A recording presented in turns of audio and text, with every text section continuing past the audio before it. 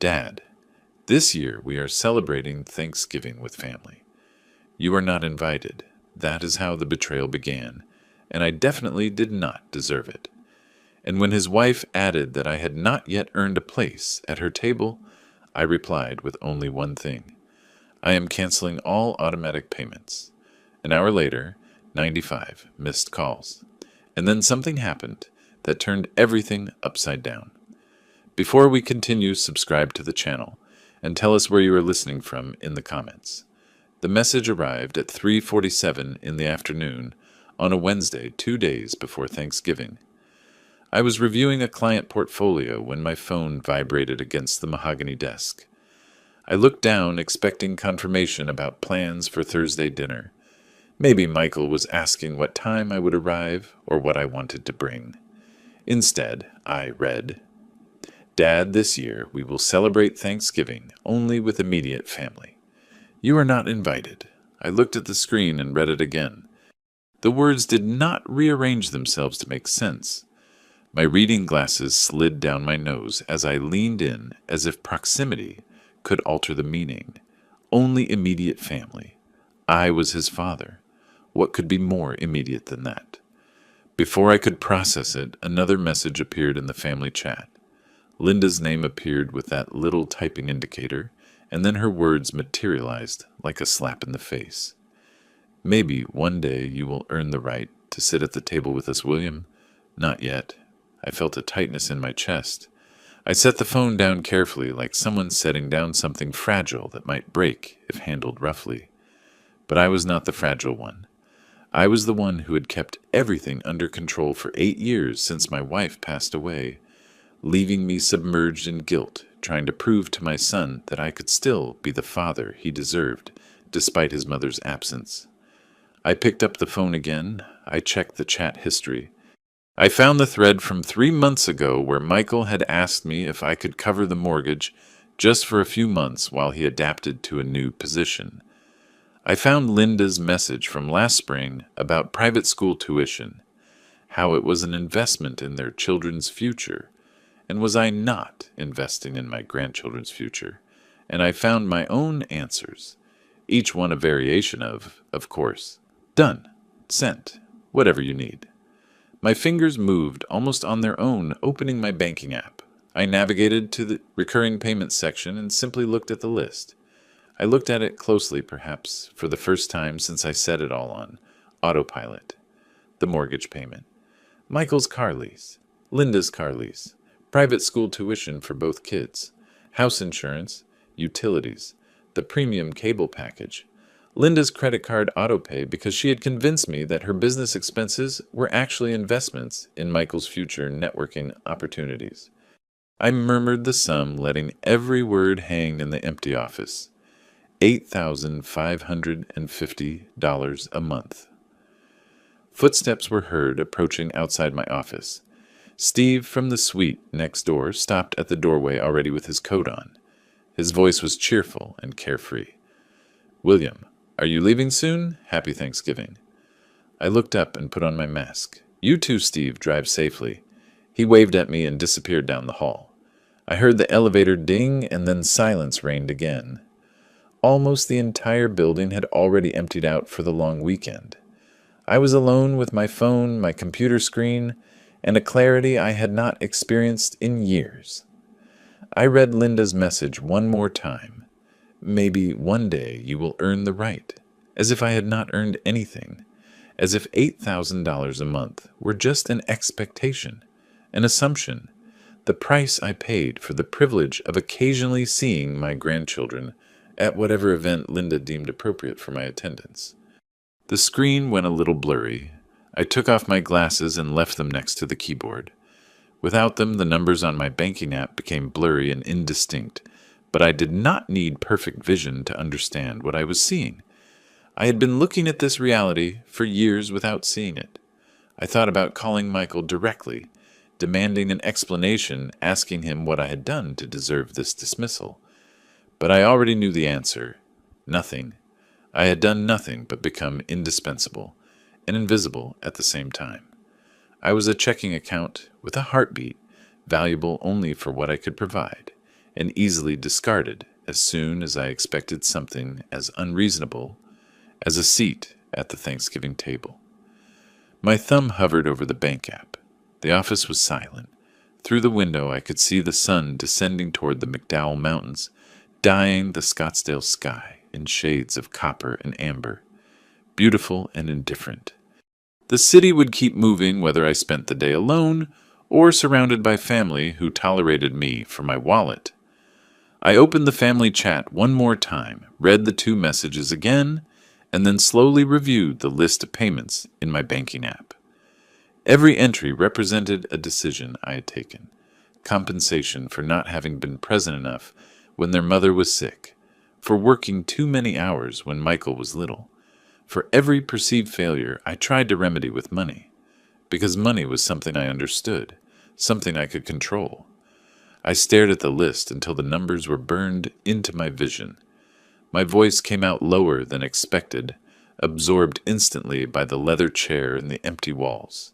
You only want your immediate family. Let us see how immediate your bills are. My thumbs moved across the phone screen with a firmness that surprised me. The message I wrote in the family chat was brief, with nothing to suggest there was a negotiation on the table. Thanks for letting me know. I am canceling all automatic payments today. Have a good holiday. I read it twice. I changed nothing. I pressed send. The little check marks appeared confirming delivery. I saw them turn blue. Read receipts. Both Michael and Linda had seen it. I did not wait for a response. The option to leave the group appeared when holding down the chat name, and I tapped it without hesitation. A brief confirmation dialogue asked if I was sure. I selected yes. The chat disappeared from my screen. I opened my laptop next to the phone, positioning both devices so I could work on different platforms. My banking app on mobile, institution websites on the larger screen. I configured these payments methodically over the years. It seemed appropriate to dismantle them the same way. First, the mortgage, $3,200 scheduled to withdraw on the first day of every month.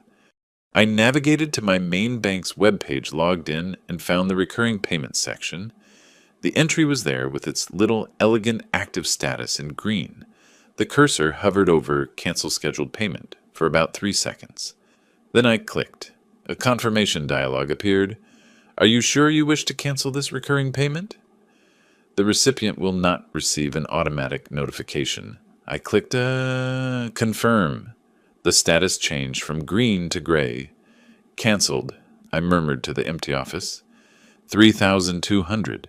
Not anymore. Then came the car leases. Michael's first. A luxury sedan that, according to him, was necessary for client meetings, even though his sales position required him to work mainly from home. $489 a month. Cancelled. Then there is Linda's SUV, the one she justified saying she needed safe and reliable transport for the grandkids. $512. Cancelled. While I clicked on each one, I spoke softly, repeating Linda's words in the empty room. Maybe one day you will earn the right to drive these cars. Not yet. The private school tuition was next. $2,200 spread between 2 children. I withdrew them quarterly, but averaged them in my mental monthly calculation. That required logging into a separate education and payment portal. More clicks. More confirmation dialogues asking me if I was sure. I was sure. Home insurance, utilities, the premium cable package that cost more than mine. Every cancellation took between 2 and 4 minutes. Login credentials, security questions, navigation through menus designed to make cancellation difficult. I resolved them with the patience of someone with 40 years in financial consulting. Someone who understood that thorough work takes time. Sometime during the suspension of utilities, my phone began to vibrate. Michael's name appeared on the screen. His photo, taken 3 Thanksgivings ago when he still smiled at me, appeared next to the incoming call notification. I looked at it. I reached out without looking directly at the screen and turned the phone face down. The vibration continued for 30 seconds and then stopped. The silence lasted maybe 2 minutes before starting again. The same name, the same photo. I kept my eyes fixed on the laptop screen, clicking to cancel the automatic payment for the cable package. By the time I finished with Linda's credit card, the last item on my list, the one that had been silently accumulating her business expenses at an average of $900 monthly, my phone had gone through several cycles of vibration silence and restart. I closed the laptop with a quiet click that sounded loud in the silence of the office. The time on the screen read 7:52 in the evening. I had been working a little over an hour. Outside downtown Scottsdale had transformed into its nightlife ambiance. Restaurant patios were filling up. Lights illuminated the sidewalks. People were starting their holiday celebrations early. I gathered my things slowly, laptop in my shoulder bag. The phone I picked up and put in my pocket, still face down, vibrating intermittently. Coat from the hook behind the door. I locked my office, walked to the elevator, went down to the parking garage, and got in the car. The whole time my phone would not stop vibrating against my thigh, like a furious insect trapped in a web. The drive to my apartment took 20 minutes in moderate traffic. I lived in a new complex near Old Town, a 2-bedroom apartment that had seemed too big when I moved in after selling the family home, but now seemed perfect for a person who did not need to satisfy anyone's expectations. Inside, I left my bag on the entry table and finally took out my phone. The lock screen was a disaster of notifications. 95 missed calls. The messaging app showed 43 unread messages. I checked the call log. Michael, Linda, Linda, unknown number. Probably Barbara, alerted to the crisis and trying to mediate. Michael. I turned off the ringer completely and disabled vibration. I put the phone face up on my desk, where I could see the screen, light up silently with every new attempt. In the kitchen, I took a bottle of bourbon out of the cabinet, a bottle I had been saving for a special occasion that never materialized. Crystal glasses from the set I never used because I had no one to use them with. 2 fingers of liquid amber reflected the light over the sink. I took the glass to my living room window and left the apartment lights off. The city stretched out before me in layers of illumination, street lights, building windows, the red and white traffic flows on Scottsdale Road. My phone screen glowed on the desk behind me. Another silent call. I did not turn around. The bourbon was smooth and expensive. I took a slow sip and let it warm me. My voice came out quiet in the darkness. 8 years. 8 years trying to compensate for her absence. They never appreciated a single day. The phone screen went dark. It remained dark for about 90 seconds, and then lit up again. Another call. Another attempt to contact the man who had just cut off their funding. I imagined Michael's panic, checking his bank notifications, seeing the canceled payments, and understanding what they meant. I imagined Linda's fury, her calculations about the bills coming due, her realization that her condescension had cost her more than anticipated. I took another sip and watched the city. Behind me, my phone kept blinking, silent and useless. Tomorrow was Thanksgiving. I would spend it however I wanted. Maybe I would cook something simple, or maybe I would go out. I would look for a restaurant serving dinner and sit at a table with strangers who owed me nothing and expected nothing in return. The glass of bourbon was half empty now or half full, depending on the perspective. I suppose that was the difference. Finally, I was seeing things from another perspective, not through guilt, obligation, or desperate attempts to make up for the past. Just seeing what was actually there. The phone lit up again behind me. I did not turn around. The city lights were much more interesting. Thursday morning, I woke up in silence. No phone buzzing, no emergency call. No crisis demanding my immediate attention, just the faint November sunlight filtering through my bedroom blinds and the distant hum of Scottsdale traffic. Most of the city was preparing Thanksgiving dinners. I made coffee. My dining table became my workspace. Laptop open, notepad on the right, pen parallel to the edge of the pad. Habits from 40 years of client meetings. I opened the property documents folder on my computer and started reviewing files I had not looked at in years. First opened was the sales contract for the house in North Scottsdale. I scrolled to the ownership section and highlighted the relevant passage with the cursor. Sole owner, William Marcus. No cosigner or rental agreement listed. I bought it 6 years ago as an investment property, a place where Michael and Linda could get settled while I covered expenses. The word temporary had been used frequently in those early conversations. Somehow, temporary had become permanent. I took notes on my notepad with precise handwriting despite the slight tremor in my fingers I had developed over the last year. Property acquired January 2018. Total price $485,000. Mortgage paid in full in 2021. Title deed in my name alone. Next came the vehicle leases. Both contracts open in separate windows on my screen. Toyota Highlander for Linda, leased March 2022. Lexus ES350 for Michael, leased August 2023. I read the fine print I had barely skimmed when signing. Primary lessee William T. Authorized driver Michael Clayton. The second vehicle did not even mention Linda. She drove it only with Michael's authorization. I murmured to the empty apartment. Sole owner, no cosigner, no rental agreement. It is cleaner than I remembered. My coffee had gone cold. I did not bother reheating it. Friday afternoon, I sat in the same chair. My laptop was open, and I set about researching in a different way. Real estate attorneys in Scottsdale. I read reviews, checked credentials, and compared lawyer listings. I have no personal contacts. I wanted someone who did not know my family, someone who would consider it pure business. The name Robert Chen appeared on 3 different recommendation lists. Real estate disputes, contract law, 15 years experience. His office was in Old Town, a stone's throw from the weekend art galleries Judith used to take me to before she got sick.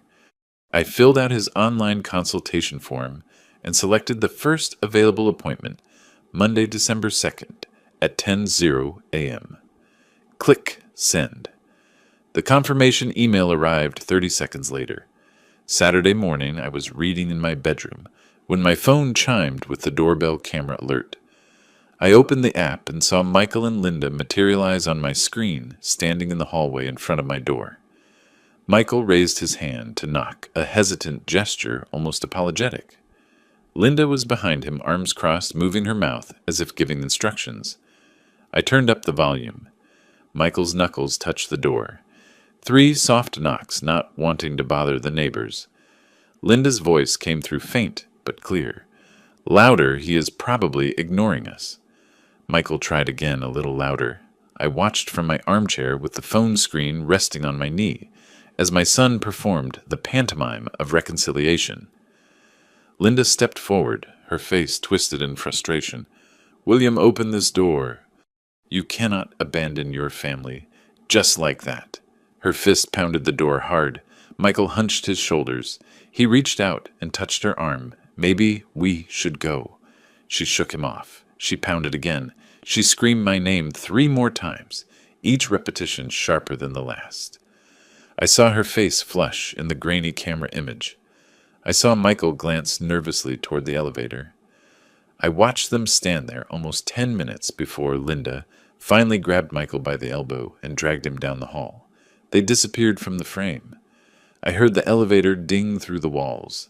I put the phone down. I went back to my book. Sunday night. I was at the dining table sorting documents into folders when Barbara called. I stared at her name on the screen for several rings before answering. William, please. They are desperate. Her voice trembled. Genuine distress rather than manipulation, at least at first. The children need their grandfather. Do not destroy this family for a single mistake. I kept a measured tone. I am not destroying anything, Barbara. I am simply choosing not to fund those who treat me with contempt. But they apologized. No. Linda told me I had not earned the right to sit at the table with my own family. Michael agreed with his silence. That is not a mistake. It is a demonstration of how they see me. She changed tactics. I could hear it in her breathing, the brief pause before the next sentence. How can you be so cruel? Your wife would be ashamed of you, right now. A chill invaded my chest. My wife would want me to keep my dignity. Goodbye, Barbara.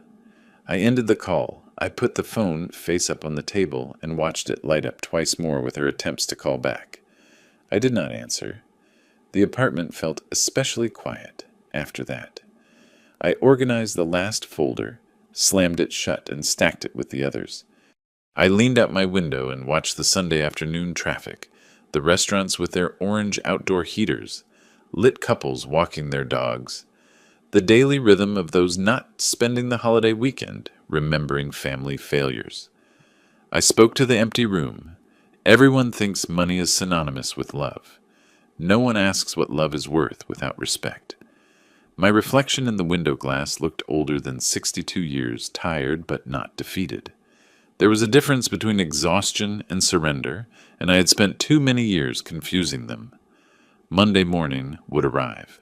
The lawyer would review my documents, and we would begin the work of dismantling what I had built. My phone notification light blinked ceaselessly, more messages I would not read that night. Outside the city continued its weekend of disconnection, oblivious to the small domestic war, waging in voicemails and doorbell recordings. I moved away from the window, made a simple dinner, and ate it at the table where my laptop and notepad awaited the next day's phase. The silence was no longer uncomfortable, but clarifying. Monday morning arrived with the clarity that arises after an irreversible decision. I showered, dressed in dark gray trousers and a button-down shirt, business casual, the uniform of a man who still went to the office daily and understood the difference between casual and sloppy. I gathered my documents into the leather portfolio my first firm had given me for retirement, back when retirement seemed like something that only happened to other people. I drove from my apartment to Old Town Scottsdale and parked in the public lot near the art galleries. I walked 3 blocks in the crisp December air to Robert Chen's office, a modest 2-story adobe structure with desert landscaping that somehow managed to look professional and modest at the same time. I pushed open the glass door exactly at 10. The receptionist directed me to a conference room where Robert waited. He was younger than I expected, maybe about 45, with black-rimmed glasses and a firm handshake that denoted confidence rather than aggression. "Mr. William, please have a seat." I sat across his desk, placed my portfolio on my lap, and unzipped it calmly. Robert settled into his chair with a legal pad in front of him and pen already uncapped. "I reviewed the basic information from your inquiry form," he said, "but I would like to see the documents. Let us start with the deed to the house." I pulled it from the portfolio and slid it across the desk. He examined it with the same attention I recognized in my own work, someone who knew which details mattered. He took some notes and looked for information. "The vehicle leases, please." I handed them to him. He spread it all out on his desk like a poker hand, with documents unfolded so he could see them all simultaneously. He spent almost 20 minutes reading, comparing, and occasionally glancing at the bank statements I had included showing 8 years of payment history. When he finally leaned back in his chair, his expression had not changed. Professional neutrality, the kind that makes good lawyers valuable. "Mr. William, legally speaking, your position could not be stronger. They have no written lease agreement, no proof of payment, no claim to the property. Arizona law is very clear on this." I spoke calmly. "How long will the eviction process take? 30 to 60 days if they cooperate. If they fight it, maybe 90. But they will not win. They will only delay. And the vehicles, you can rescind those lease agreements tomorrow if you want. They are in your name. The leasing company will take them back." He explained his strategy with the same methodical precision I used reviewing my own documents. First, we would send a formal eviction notice. With 30 days to vacate, we would document everything they did in response. Every call, every message, every appearance at my door. If they claimed I had verbally agreed to let them stay indefinitely, we would have a paper trail proving otherwise.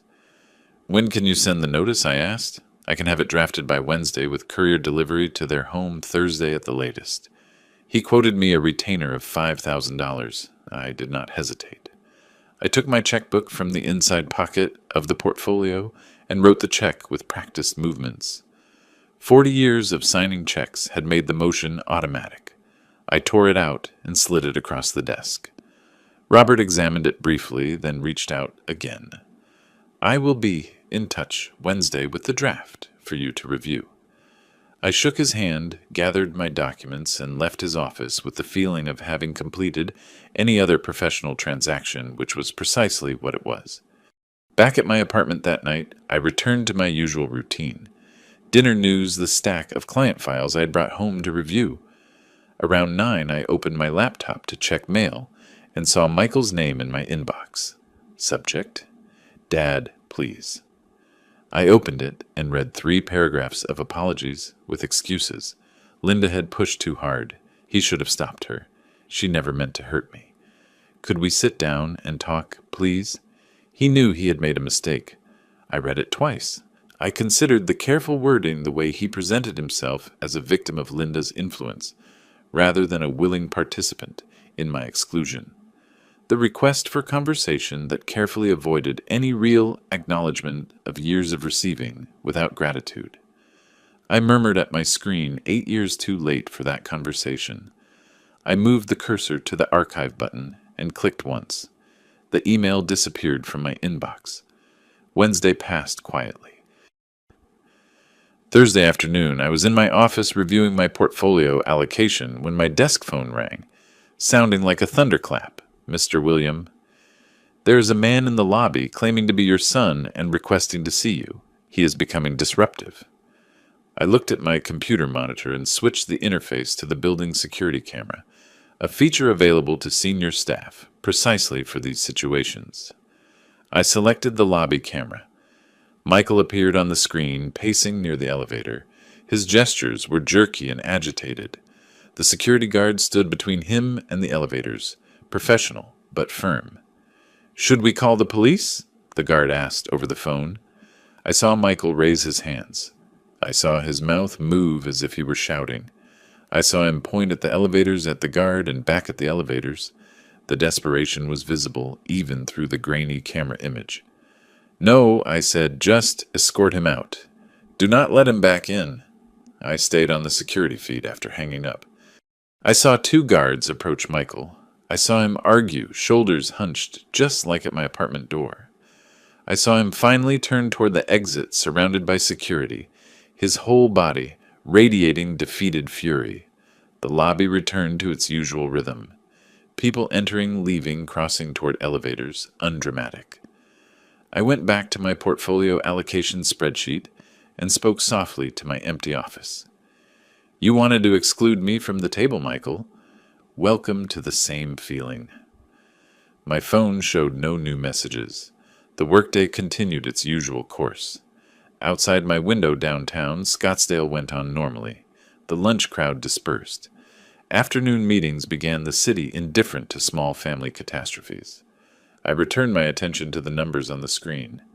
Asset allocation risk assessment. The comfortable language of a profession with meaning where value could be calculated and consequences predicted. Not like family where 8 years of payments and gifts earned you only contempt and a Thanksgiving exclusion. The office was quiet, professional, mine. I closed the portfolio file and opened the next one. Monday morning arrived with the weight of inevitability. I was at my desk reviewing a client's portfolio, rebalancing it when my phone chimed. Text from Robert Chen. Notice delivered. Signed at 10:47 a.m. The 30-day period begins today. I read it twice. I saved a screenshot in the folder I created specifically for this process. Legal documentation. December 2024. I returned to the spreadsheet on my screen. The portfolio needed attention. Mrs. Henderson was 73 years old and risk-averse. Her investment had drifted too far into equities. I took notes on possibly transferring 15% to municipal bonds. My office phone rang 40 minutes later. Michael's number was on the caller ID. I answered, expecting his voice. Instead, Linda exploded over the speakerphone. "You cannot do this. It is illegal. We have rights. You are a cruel old man, and we will sue you for everything." Her words tripped over each other, fury and panic mixed in a shrill sound. I held the phone slightly away from my ear, waiting for her to stop to breathe. When she finally did, I spoke calmly. "Everything is legal. Speak to your lawyer." I pressed the red button. The line cut. I opened my contacts list, found her number, selected block. A small dialogue appeared asking if I was sure. I confirmed. Her number disappeared from my available contacts. The rest of Monday passed without incident. Client calls, portfolio review, a lunch with a prospective client consolidating retirement accounts. Normal work, the kind that had sustained me for 4 decades. Numbers made sense. Risk was calculable. Consequences followed predictable patterns. Tuesday and Wednesday continued the same way. I heard nothing from Michael or Linda. I assumed they were consulting their own lawyer, finding out what Robert had already told me. Contesting this would be expensive and futile. Thursday afternoon, I was reading at home when the doorbell rang. Not the camera alert that sounded when someone approached the building entrance, but the doorbell to my apartment door. I checked my phone camera. Barbara was in the hallway, alone. She looked tired, sad. She raised her hand to knock again. I hesitated to leave her there, letting the camera record another failed contact attempt, another piece of documentation for the file Robert was building. But it was Barbara Judith's mother, a woman who held my hand at the hospice even when she knew I had not been good enough. I opened the door. I opened it. "Hello, Barbara." She looked at me with red-rimmed eyes. "Can I come in, please?" I stepped aside. She entered, and I gestured to the sofa. I sat opposite her. The coffee table separated us like a negotiation barrier. Maintaining intentional distance, she sat with her purse clutched in her lap, hands working the leather strap. "William, please. The children, Emma and Jack, will lose their home right before the holidays." Michael made a mistake. "Yes, but families forgive. Do you not remember how much your wife valued family?" I let her speak. I listened as she went through every argument I expected. The grandkids would suffer. Michael was sorry. We all make mistakes. Family was supposed to be forever. For almost 2 hours she sat there twisting a tissue into shreds. Her voice alternated between pleading and reasoning. I remained in the armchair, hands resting on the arms, posture upright but not rigid, attentive, impassive. Finally, she resorted to her last weapon, the one I knew was coming. "It would break your wife's heart to see this. She wanted you to be the bigger person, to forgive." I leaned forward and spoke with serene intensity. "My wife would want me to maintain my dignity, Barbara. She did not want me to be an ATM. Love does not look like this." But Michael, he did not mean it. He showed me exactly what I meant to him. A source of income, not a father. There is a difference between family and those who exploit you. She stood unsure. Her face was wet. "I cannot believe you are doing this." I walked her to the door. I did not hug her or comfort her. I opened the door and nodded once. She stepped into the hall, and I closed the door carefully behind her. The apartment fell silent again. I went back to my chair, picked up my book, and tried to find the page I was on before the bell rang. At first the words made no sense. My eyes scanned the sentences without absorbing the meaning. I put the book down. I looked at the closed door and spoke to the empty apartment. Everyone confuses enabling with loving. I no longer remember that confusion. The afternoon light was fading outside my windows. Traffic noise from Scottsdale Road could be heard. Someone's TV played faintly down the hall, a holiday sale commercial. Cheerful voices promising perfect gifts.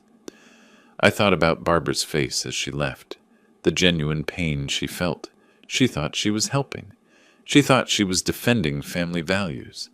But family values without mutual respect were not values at all.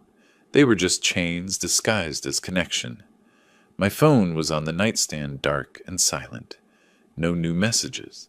Apparently Michael and Linda had learned of Barbara's failed mission. Or maybe they were waiting to see if she had sown doubts that would turn into capitulation. They would wait a long time. I picked up my book again, found my place. This time the words made sense. The story continued moving forward. Characters made choices and faced consequences. The narrative arc tilted toward resolution. Outside, the December afternoon turned to night. City lights came on one by one, outlining the familiar geography of my adopted home.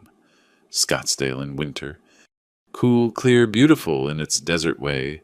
I chose to live here after Judith died. Sold the family home in Tempe, where we raised Michael, where every room held memories of her illness and my inability to be present enough, attentive enough. The husband she deserved. I started fresh in this apartment of clean lines and no history. Maybe that was what I was doing too. Starting fresh. Choosing a life without the weight of expectations I could never fulfill, no matter how many checks I signed. The book's protagonist made a difficult choice on the page before me, walking away from something comfortable but toxic. I understood that character better now than this morning. Wednesday, December 18th at night, I was finishing a late meeting when my phone started vibrating nonstop. I ignored it. The client needed my attention more than incoming messages. But after the third notification in a few minutes, I looked down. 3 texts, all from colleagues. Variations on the same theme. Did you see what they are saying about you online? The meeting ended at 6. I thanked Mr. Patterson, walked him to the elevator, returned to my office, and finally checked my phone. 4 more messages had arrived. 2 from Scottsdale Chamber of Commerce acquaintances. 1 from Steve the neighbor. 1 from a former client, all asking the same question. I opened Facebook, which I had last checked in September. I navigated to Linda's profile. It was public, so it was easy to find the post. Posted at 3 in the afternoon. My father-in-law is evicting us. His own son, daughter-in-law, and 2 small grandchildren, with 30 days' notice right before Christmas. We have nowhere to go. I never thought family could be so cruel. Please pray for us. 47 comments, 23 shares. I scanned the responses. Variations on outrage and sympathy. Oh my God, how terrible. What kind of person does this, poor babies? I closed the app. I sat in my office chair staring at the dark phone screen. This was the strategy shift Robert had warned me about. When legal options fail, people turn to public opinion, the court of social media instead of the court of law. I opened my photo gallery, found the screenshots I saved in November, the family chat messages, Michael's exclusion, Linda's condescending words about my right to sit at their table. I wrote individual text messages to 2 colleagues I had known for 20 years. I attached the screenshots. My message was brief. This is what motivated my decision. I will not engage publicly, but you have known me for 20 years. You can judge for yourself who is being unreasonable. Sent to both. I closed my phone, gathered my things, and went home. I did not reply to the other messages. I posted nothing. I did not dignify Linda's performance with a rebuttal. Those who knew me would form their own judgments. Those who did not know me could believe whatever narrative was most emotionally satisfying to them. The rest of the week passed quietly. Work, home, usual routines. My phone finally stopped vibrating with concerned messages as the social media storm gave way to fresher drama. Sunday morning, December 22nd, I was reading in my armchair when the doorbell camera alerted me, not my apartment door, the building entrance. I opened the app. Michael, Linda, and Barbara were outside on the sidewalk, not approaching the door, simply standing there, positioned, where anyone entering or leaving the building could see them. Linda held Emma's hand. Michael carried Jack on his shoulders. I put down my book, made coffee, leaned back in my chair and checked the camera periodically. They stayed an hour, a carefully staged family gathering that coincidentally took place outside my building on a Sunday morning when residents were coming and going, and surely someone would mention it to me. When forced to come down and connect, I spoke to my empty apartment, staging a chance encounter. I have managed investment portfolios for 30 years. I recognize a setup when I see one. They gave up around 11:30. I watched them walk to their car. Michael had slumped shoulders, Linda with jerky, accusatory gestures, Barbara following closely, looking defeated. Christmas arrived on Wednesday. I had reserved at the Mission an upscale restaurant in Old Town that remained open during the holidays. I wore a casual blazer and dark trousers. I arrived there at 6 in the evening and left the car with the valet with a generous tip. The restaurant was half full. Couples, families, and a few other solitary diners scattered throughout. I asked for a table near the window. I ordered the daily special and took out the book I had brought. I spent 2 hours there reading between courses, watching the sunset dye the McDowell Mountains in shades of copper and purple, listening to conversations at other tables, the pleasant murmur of people belonging. No one bothered me. The waiter was professional and discreet. The food was excellent. The wine paired perfectly with every course. I paid the bill, wished the staff happy holidays, and drove home through empty streets. Almost all of Scottsdale was inside, with family. The city felt quiet, clean, mine. Back at my apartment, I changed into comfortable clothes and settled on the sofa with a documentary about the Apollo program. Something about men who left Earth, traveled to the moon, returned, and were changed. My phone rang around 10. Message notification. I picked it up, expecting a holiday greeting from a colleague. Instead, I found a photo from Linda's number. Emma and Jack were sitting on a sofa, both looking sad. Artificial sadness, the kind children perform when adults ask them to look sad for a photo, but sad nonetheless. The caption, "Asking why Grandpa does not love them anymore." I felt a tightness in my chest. It was the first real pain I felt since Thanksgiving. Not for Michael or Linda. For those 2 children being used as weapons in an adult war they could not understand. My thumb hovered over the keyboard. I could write something. I could try to explain. I could tell them it was not about them. It was not about love. It was about boundaries, respect, and consequences for cruelty. But explaining it to Emma and Jack meant interacting with Linda. It meant opening a door I had deliberately closed. It meant giving her what she wanted. It was proof she could still reach me, that she could still manipulate me with guilt and her grandchildren. I stared at the photo for a long time. Then I deliberately locked the phone screen, turned it face down on the coffee table, spoke quietly to the empty room. "I'm sorry, Emma.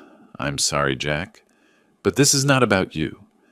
The documentary continued on my TV. Engineers solving impossible problems. Astronauts learning to walk on a surface where no human had walked before.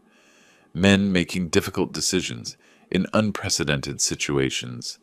The phone remained face down. Silence. Outside. Christmas night loomed over Scottsdale. Families opening gifts. Eating leftovers and arguing about whose turn it was to load the dishwasher. Normal domestic rhythms in normal domestic spaces. I had chosen something different. I had chosen boundaries over belonging, dignity over dysfunction, but choosing did not make it painless. The documentary ended. I turned off the TV, sat in the dark apartment watching city lights through the window. The same view I had seen the night I canceled all payments. The same moment of recognizing what I had become. Convenient, disposable, valued only for what I offered. The phone remained face down. The photo went unanswered. Tomorrow would be December 26th. 15 days left until the eviction deadline. 2 weeks for Michael and Linda to find another place to live. Pack their belongings. Adapt their children to a new reality. Part of me wondered if they were really looking for housing, or if they still counted on breaking my resolve, still believing that given time the right manipulation would work, the right emotional leverage would make me cave. They did not understand what they had done that Wednesday before Thanksgiving. They did not grasp that the cruelty had not been the rejection itself, but its casualness. The assumption that I was so beneath them, they did not even need to be diplomatic about excluding me. That kind of contempt could not be fixed with apologies, photos of my grandkids, or social media campaigns. I picked up the phone one more time. Looked at the photo again. Emma was 8, Jack 6, old enough to remember their grandfather, young enough to get used to his absence. Children were resilient. Adults pretended not to be, used them as shields and weapons. But children adapted. I locked the screen again. Left the phone on the coffee table. Went to bed. The morning after Christmas, I sat at the dining table with coffee cooling next to my laptop. The photo of Emma and Jack was still on my phone, but I had not looked at it again. Manipulation was manipulation no matter how many 8-year-olds recruited. I opened the folder where I kept the vehicle leases, found both contracts, Toyota Highlander and Lexus ES. Read the termination clauses I highlighted in December. The primary lessee could cancel with 7 days written notice. Vehicles must be returned or subject to repossession and penalties. I drafted 2 emails, one to Toyota Financial Services and another to Lexus Financial Services, both almost identical. Formal lease termination, effective immediately, per section 12.4 of the contract. ID attached. Account verification attached. Click send on the first. Click send on the second. Confirmations arrived within 30 seconds. Forwarded both to Robert with a brief note. Phase 2 initiated. Vehicles will be retrieved January 3rd as stipulated in contract. The rest of the week passed in that strange dead zone between Christmas and New Year's. Office was practically empty. I reviewed portfolios, rebalanced allocations, prepared for the January rush when clients wanted to discuss tax strategies. Friday, January 3rd morning. I was at my desk when my phone vibrated. Motion detected at North Scottsdale property. I installed security cameras in November when I realized I might need documentation. The owner has the right to monitor his investment. I opened the app. Watched the live feed as a tow truck backed into the driveway. Front door flew open. Linda appeared in a bathrobe, mouth already moving, hands gesturing frantically. I turned up the volume. I cannot. It is my car. I need it. You cannot take it. The driver stepped down from the cab, burly guy in coveralls, clipboard in hand. Walked toward her with the patience of someone who has done this many times. Ma'am, I have authorization from the lessee to retrieve this vehicle. The lease is terminated. You need to remove all personal belongings now. She positioned herself in front of the Toyota, actually put herself between the truck and the vehicle, as if that could stop something. I have children. How am I going to take them to school? The driver showed her papers, pointed to specific lines. Even from the camera, I could see her face go through a series of emotions. Disbelief, rage, despair. She pulled her phone from her robe pocket, started dialing. Probably Michael, probably me. Did not matter. The driver gave her 5 minutes to clear her stuff from the car. Watched her throw doors open and pull out random objects, a sweater, some toys, a reusable grocery bag. Then he winched the Highlander onto the flatbed and drove away. Linda stood in the driveway with her belongings, watching the truck disappear down the street. Saturday, Michael's Lexus followed the same path. I watched that too. Different driver, same professional patience. Michael tried standing in front of the car, arms spread, talking fast. Driver made a call, probably to the leasing company, maybe police. Michael slumped, stepped aside.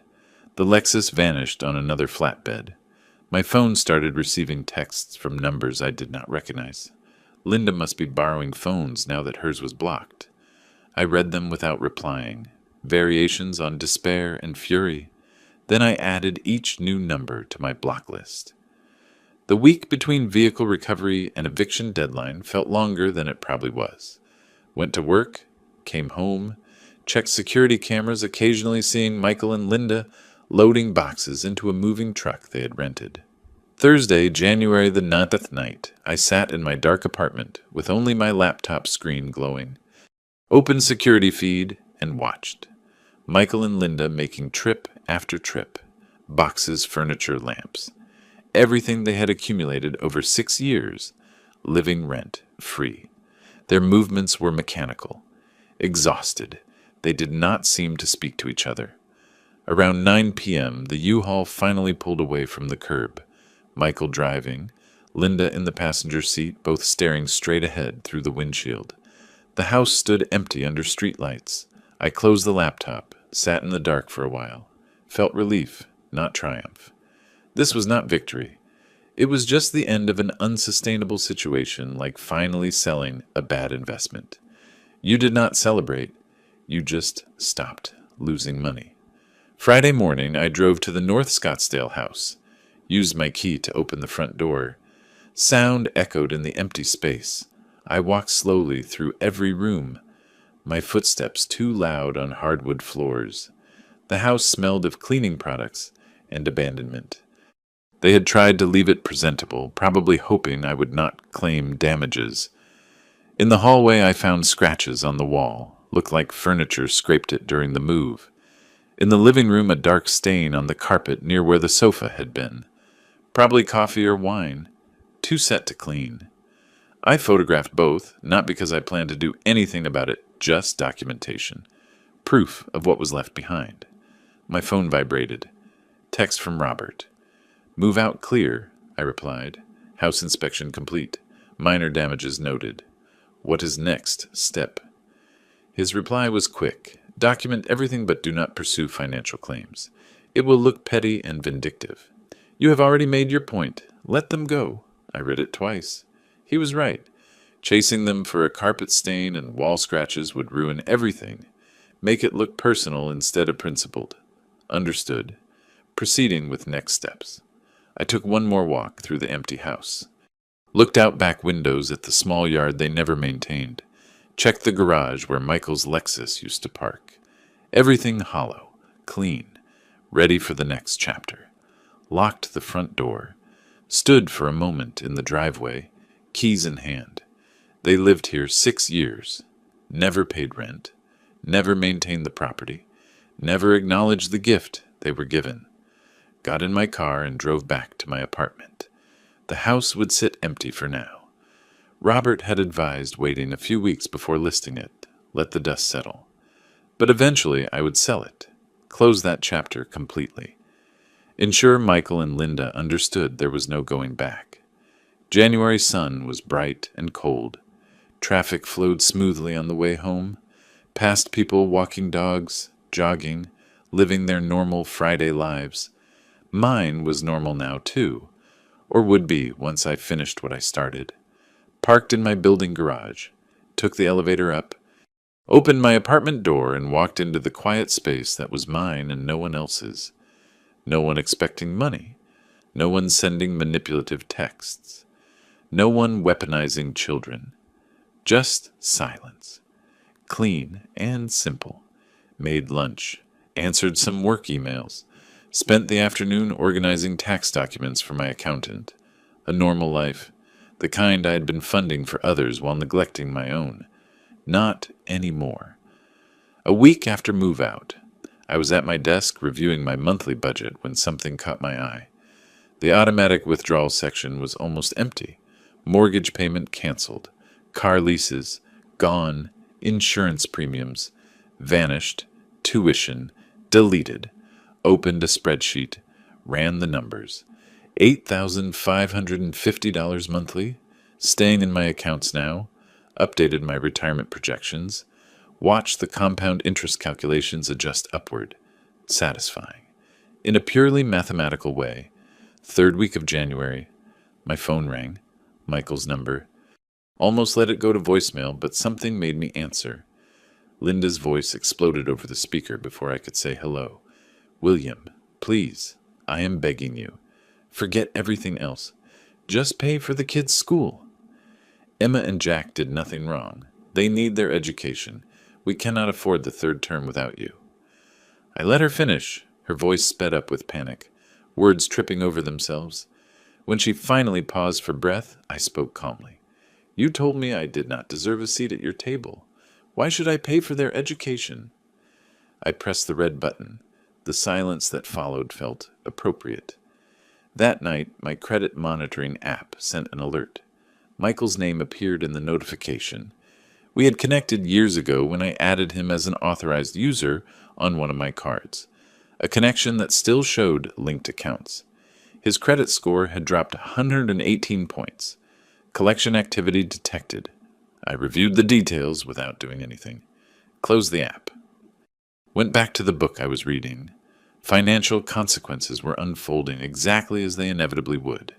When you live beyond your means and your safety net disappears, math becomes ruthless. Early February, I received a thick envelope in the mail. Address written in careful, childish handwriting. Crayon drawings decorated the edges. Flowers, hearts, and stick figures. I opened it standing by the dining table. Pulled out lined paper with clear lettering. Dear Grandpa, please forgive Mom and Dad. We miss you. Love, Emma and Jack. Held it up to the light. Letters were too uniform, too perfect for an 8-year-old. Spacing too deliberate. The phrasing, please forgive Mom and Dad, clearly adult. I put it in the documentation folder, not the trash. Proof that manipulation continued, that Linda was still using children as weapons instead of taking responsibility. Spoke quietly to the empty apartment. Weaponizing 8-year-olds. Handwriting isn't even close. Did she really think I wouldn't notice? Then sorry you got caught in this. Emma, but your parents need to learn. Mid-February, I scheduled an appointment with a real estate agent. Patricia Morgan had good reviews, specialized in North Scottsdale properties. We met at her office in Old Town. She reviewed the house details on her computer. 4 bedrooms, 3 baths, 2-car garage, prime location, well maintained. It is a lovely property. Mr. William, prime location, great condition. We should have no trouble at this price point. May I ask if proceeds are going into another property? My answer was simple. No, I am simplifying my portfolio. This was an investment that did not work out. She nodded. Understood that investment properties sometimes did not perform. Did not need to know the investment had been in family, not real estate returns. Signed the listing agreement. $675,000. Slightly above market, but the house justified it. Patricia said she would have the sign up in a few days. Photos on MLS by the weekend. Before going home, I called Robert. Are you sure about selling? He asked. Once sold, there is no going back. I am sure.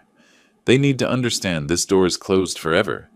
No reconciliation, no second chances. It is over. He was quiet a moment. Then all right.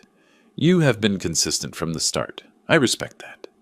After the call, I drove past the North Scottsdale house one last time. Slowed down as I approached. For sale sign not up yet, but would be soon. Patricia had promised Monday. House looked empty, abandoned. Even from the street, you could tell life no longer lived there. Grass needed cutting. Blinds open to empty rooms. Driveway where 2 vehicles used to park was bare concrete. I did not stop, just slowed down. Noted details, kept driving. That night, I sat in my apartment windows open to the February chill. City sounds drifted up, traffic, distant conversations, music playing, normal urban life.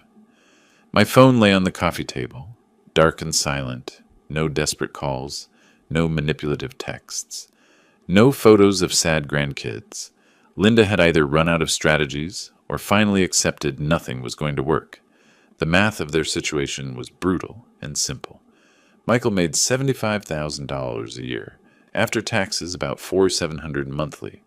Their rent in Mesa was $1,600. Add utilities, food, gas for Michael's commute, basic insurance, phones. $3,500 in fixed costs, minimum.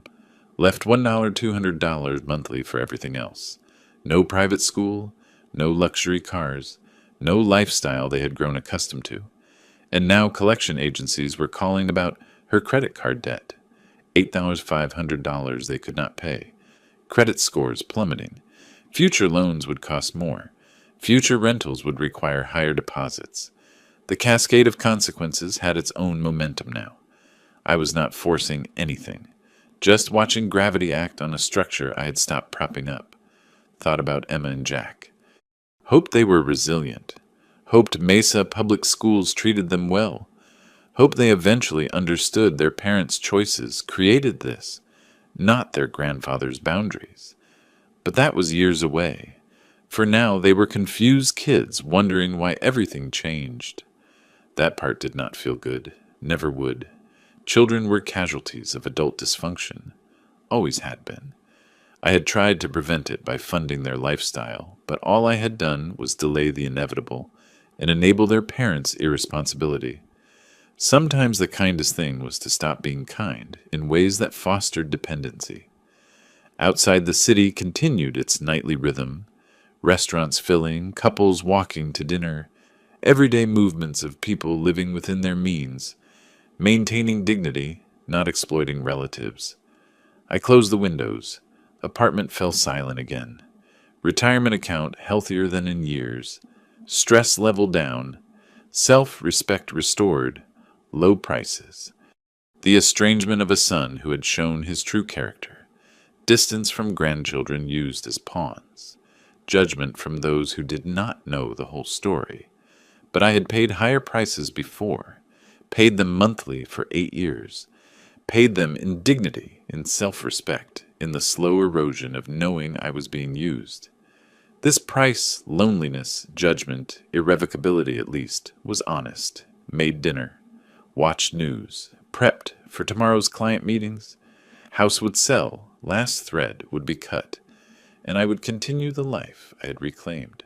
Quieter, smaller, but mine. Late February, I was reviewing quarterly client portfolios when my phone vibrated. Building security. Mr. William, your son, is in the lobby again demanding to see you. Should we call police this time? I switched my monitor to security feed. Michael pacing near elevators, gesturing at guard. Face red, shirt wrinkled, looked like a man barely holding it together.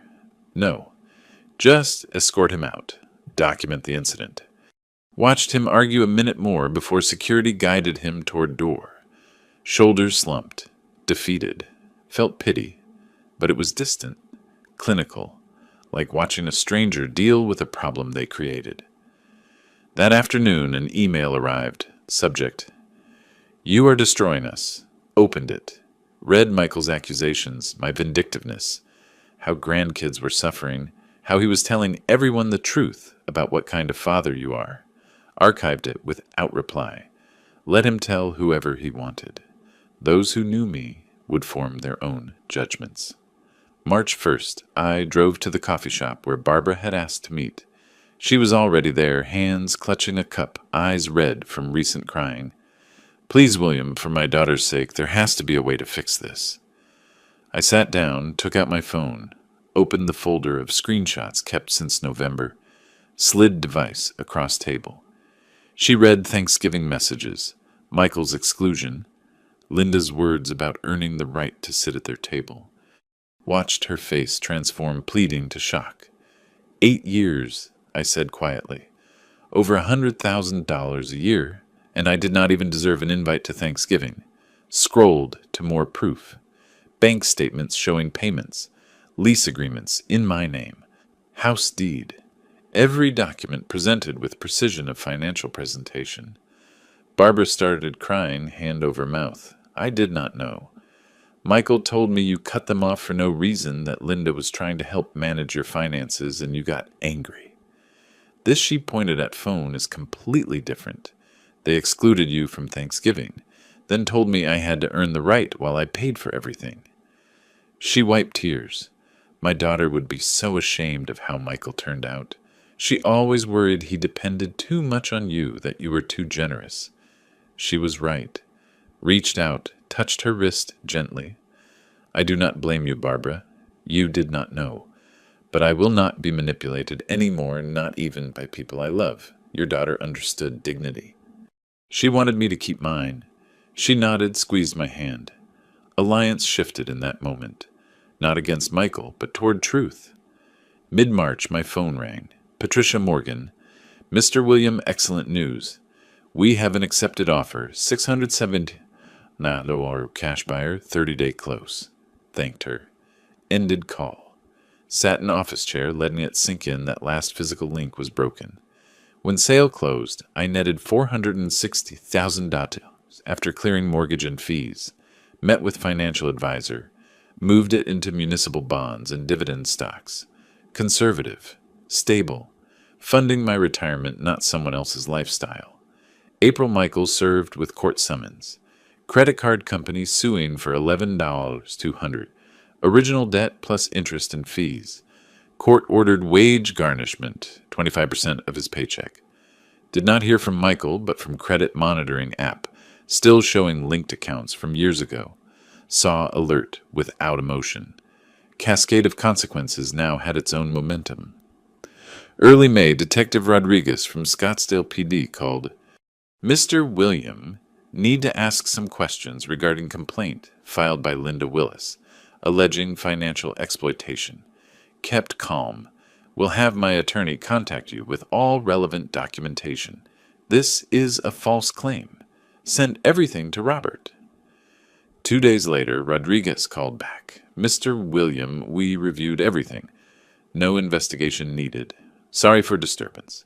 False police report destroyed whatever shred of sympathy remained for Michael and Linda. Filing official reports with demonstrable lies was not just desperate, it was destructive. People who had been neutral now understood who was really in the wrong. Robert called after. Filing false police report was serious error on their part. She has put her dishonesty on record. If they try anything else, we can file harassment charges. Let it go, I said. They are destroying themselves without my help. July arrived hot and clear. House sold. Vehicles gone. Automatic payments a thing of the past. Michael and Linda's relationship reportedly crumbling under financial and emotional pressure. Did not follow details anymore. Unnecessary. Mission complete. Was not revenge, just consequences and boundaries respected.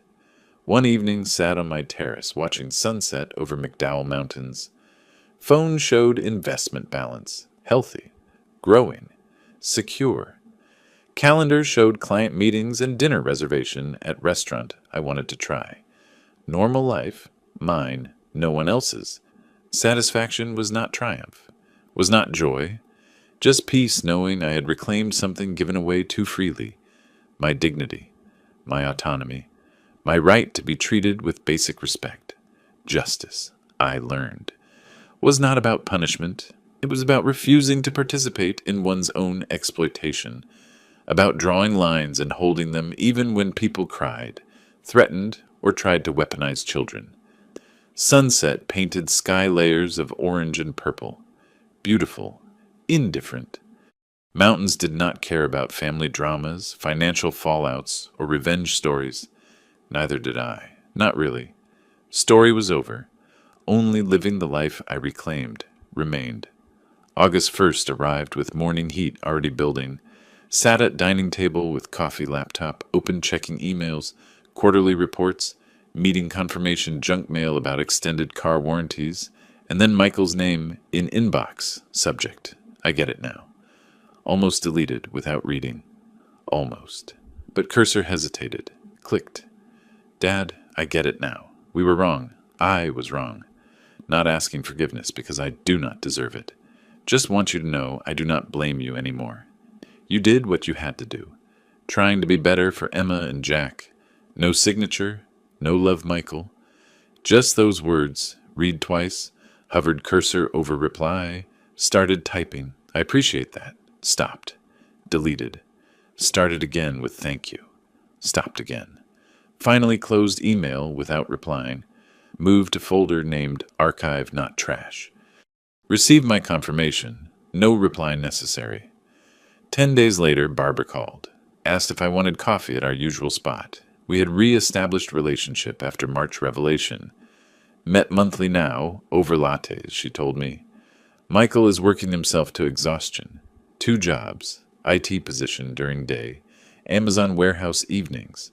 Linda asked for divorce, moved to Texas to live with her mother, put down my cup. How is he managing? Barely, but trying. Kids with him weekends. He is drowning in debt, but asking nothing from you. Asked me to tell you he is trying. Not so you forgive him, just so you knew. Took out my phone, found photo from years ago. Michael as teenager, smiling with his mother at high school graduation. Showed Barbara. That is the son I remember. Hope he finds that person again. She nodded, sat in comfortable silence a moment, then asked carefully, "Barbara, I know Emma and Jack visit you weekends. Would it be possible not now, but someday to see them at your place? Not as part of fixing things with Michael, just separately." She reached out, squeezed my hand. "Think that would be good for everyone?" Michael will not object. He knows he destroyed that relationship, and kids need good people in their lives. Next weekend drove to Barbara's house in Phoenix. Carried bag with board game I bought. Ticket to ride. Age appropriate engaging. Emma and Jack in living room when I entered. Froze. "That is great-grandma's friend," Barbara said smoothly, not forcing Grandpa label. Within an hour we were sitting cross-legged on floor. Little hard at 62, but worth it playing game. Handed dice to Emma. Showed Jack how to count spaces. Let afternoon unfold naturally. Midway through game, Emma looked up. "Great-grandma says you used to come to all our school plays. Why did you stop?" Looked at Barbara. She gave small nod. "Life got complicated, sweetie, but glad I am here now." Jack, focused on game piece, asked, "Can you come next weekend too? We will see, but I would like that." Game continued. Laughter, simple conversations, no agenda other than being present. Leaving, Emma gave goodbye hug. Jack waved from behind Barbara's legs, still shy but warming up. Drove home feeling something unexpected. Not triumph, not vindication, just peace. Last evening of August, stood on terrace sipping iced tea, watching sun dip over mountains. Phone showed financial dashboard. Retirement accounts healthy. Cash reserves strong. Monthly budget clear, simple. 9 months since Thanksgiving. 9 months since text, telling me I had not earned right to sit at their table. Thought briefly of Michael in warehouse. Emma and Jack in smaller school. Felt neither guilt nor glee. Just acceptance of consequences and boundaries maintained. Switched to photo gallery. Found picture from Barbara's house. Kids and I laughing over board game. Allowed myself small smile. Had not won back family. That was no longer goal, but had won back myself. My dignity. My autonomy. My right to be treated with basic respect. Investment proceeds sat safe in conservative funds. No parasitic payments draining accounts. No manipulative texts arriving at midnight. No photos of sad grandkids designed to weaponize my love. Just my life, clean, simple, mine. Sky turned amber and pink. City below began evening transformation. Lights coming on. Traffic patterns shifting. People going home from work or out to dinner. Spoke softly to empty terrace. 9 months. Feels longer. Feels like different life. Then quieter. I do not need them to be sorry. Just need them to stop taking. And they have. Michael was learning consequences. Working 2 jobs. Managing debt. Parenting virtually alone after Linda jumped ship. Same single parenthood I experienced after Judith died. Though mine by death, not choice. Maybe he would come out better for it. Maybe he would find that teenager and photo the one with potential before entitlement and manipulation became his operating system. Or maybe not. Either way, not my responsibility anymore. Had given advantages, education, support, free housing, vehicles, tuition. They transformed them into expectations, rights, then used them as weapons when I failed to meet expectations. Sunset deepened. Mountains turned purple in fading light. Hawks circled on thermals, riding air with natural grace. Had spent 40 years building financial security. 8 of those years hemorrhaged money into Michael and Linda's lifestyle, while they treated me with contempt.